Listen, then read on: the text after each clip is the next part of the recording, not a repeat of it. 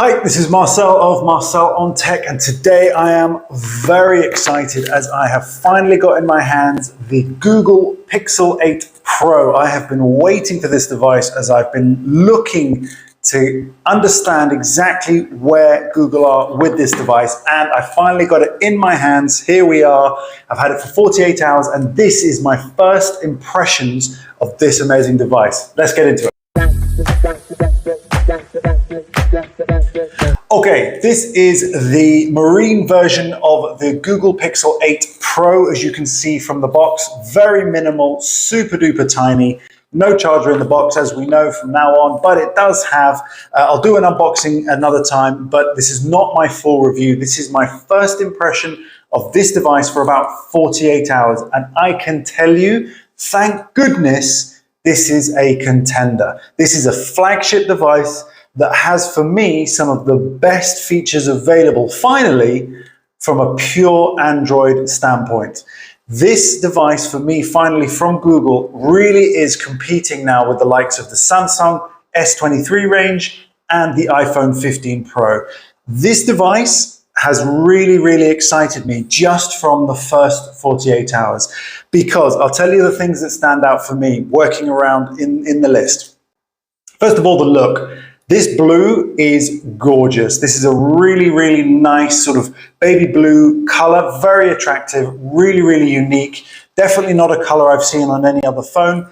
The feel is really nice because it's not a reflective back. It is a glass back, but because it's not reflective, it has no fingerprints, so you can get your hands all over it as much as you like.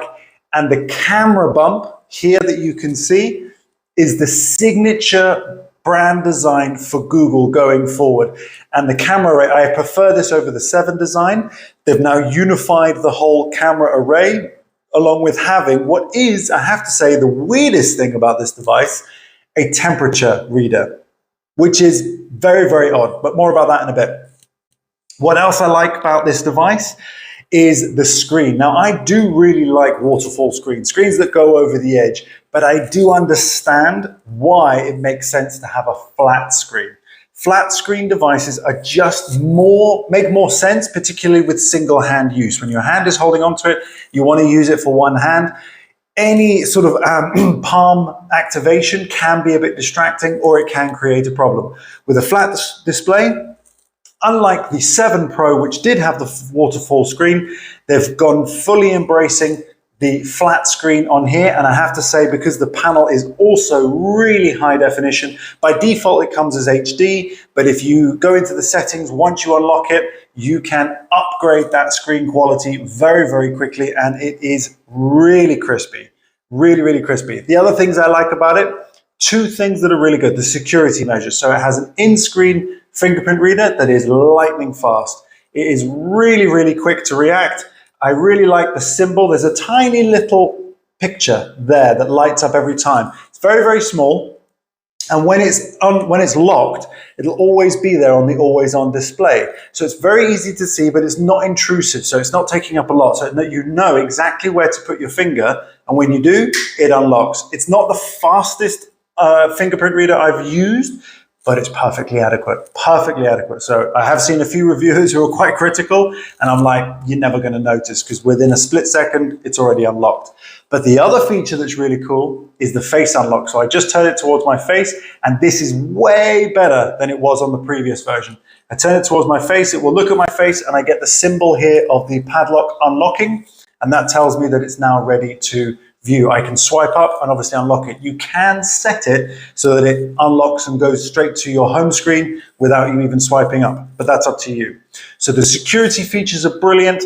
I've been really impressed. It's worked 100% of the time, and I really like it. Now, the final thing that I love about this is the camera. The cameras now are finally contenders for the likes of iPhone, because iPhone's video and photography has always been the standard. In fairness, and I don't review a lot of iPhone because that's a most common sort of device to review. I'm much more of a fan of finding out what Android can keep up with or catch up with the iPhone. And this device finally meets that criteria by actually having camera software and hardware that is able to compete. Now, can do a full camera review. If you ask, put your comments below. That would be great. Let me know if that's something you're interested in.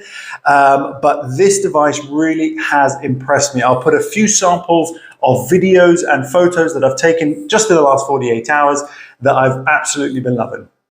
So off the bat, those are my first impressions of this device. Setup was very, very easy, all completely wireless now.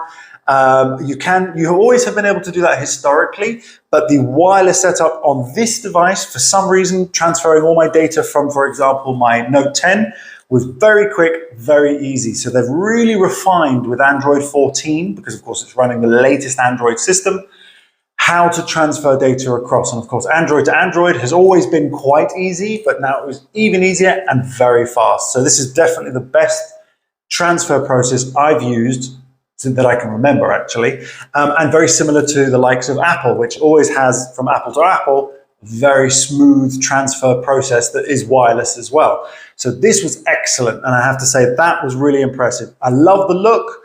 I like the camera array. This is a serious camera bump with a very serious machine array here. And it actually is a really impressive design because it just looks so solid. It looks like a visor. Definitely stands out. I have got a case for it to protect that bump because that is quite significant. But in the hand, it's a really, really nice feeling device.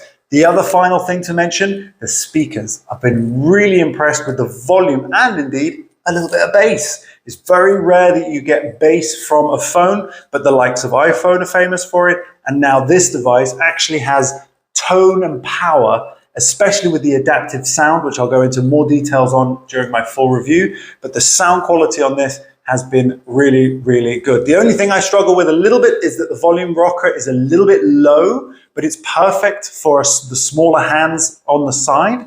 But it's not ideal for when I have it in my car holder because it pinches it on the side and always brings the volume down. Other than that, that's my only gripe with the positioning of the volume rocker. The power button, they are in good positions because your thumb nearly always falls on that spot. But otherwise, this is a great device and you should definitely consider getting one, but do wait for my full review. If there are things in particular you would like to know about this device, put a comment below and I'd love to hear from you. Otherwise, thank you so much for watching. Don't forget to like and subscribe because we are well on our way. I've been getting some great feedback from you. There's more videos on their way. Thank you so much for watching and I'll see you very soon for my next one. Keep an eye out for Thursdays.